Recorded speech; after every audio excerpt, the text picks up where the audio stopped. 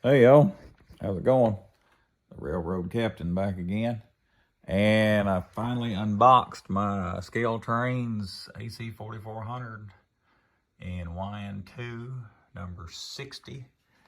Actually got to see this locomotive years ago, got pictures of it. It's in a Shelby yard in Eastern Kentucky.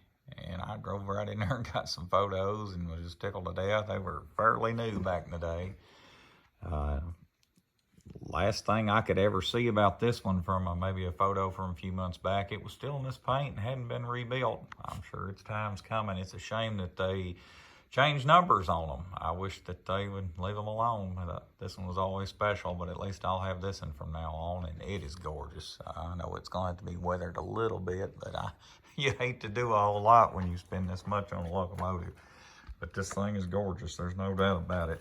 And Scaletrains has got plenty of bells and whistles, and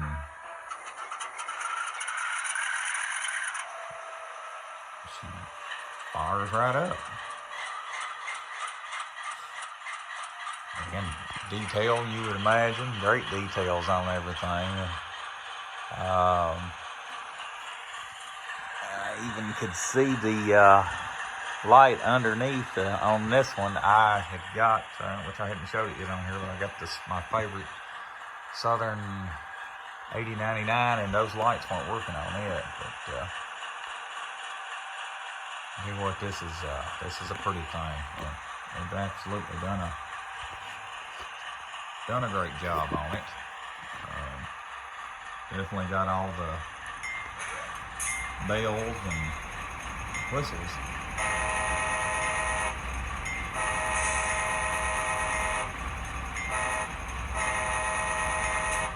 Whistle does sound just a little odd, a little bit rattly there maybe.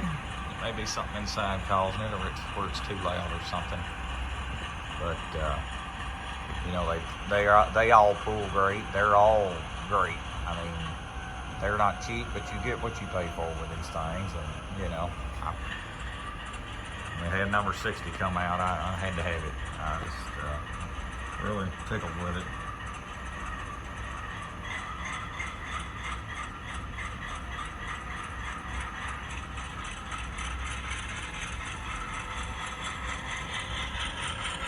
The thing I've never really liked about Scaletrains is these junky couplers that they put on. Look at that. Look how low that coupler is. It just barely got it.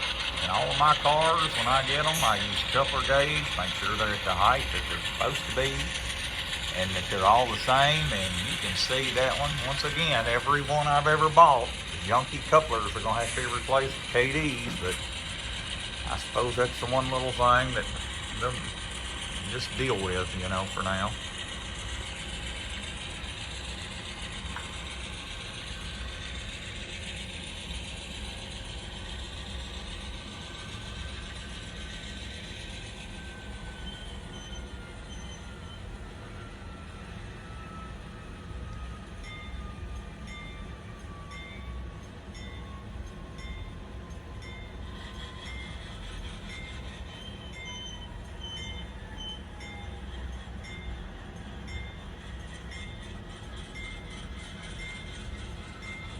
Thing's definitely got a great sound to it.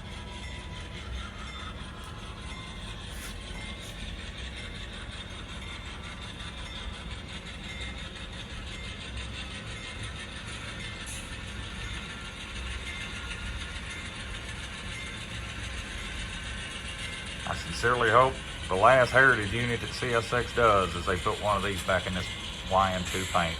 In my opinion, it never should have been changed. It's the prettiest one yet.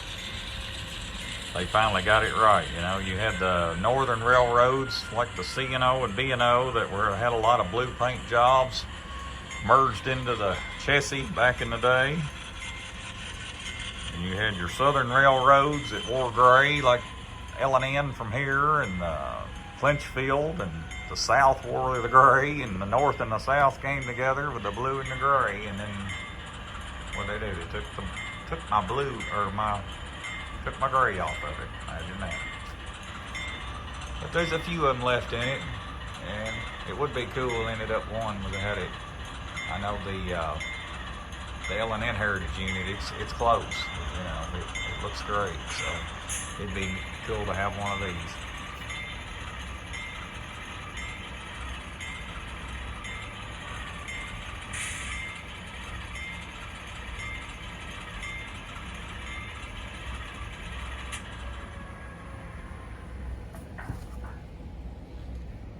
All right, well, there's a look at her. And I still got to finish laying some track on the bridge. I had to make a few minor adjustments, and then I got to go from there. So it just it takes time, just like everything else. Something great to do in the wintertime, of course, when you can't get out and go and whatnot. So thank y'all for checking things out.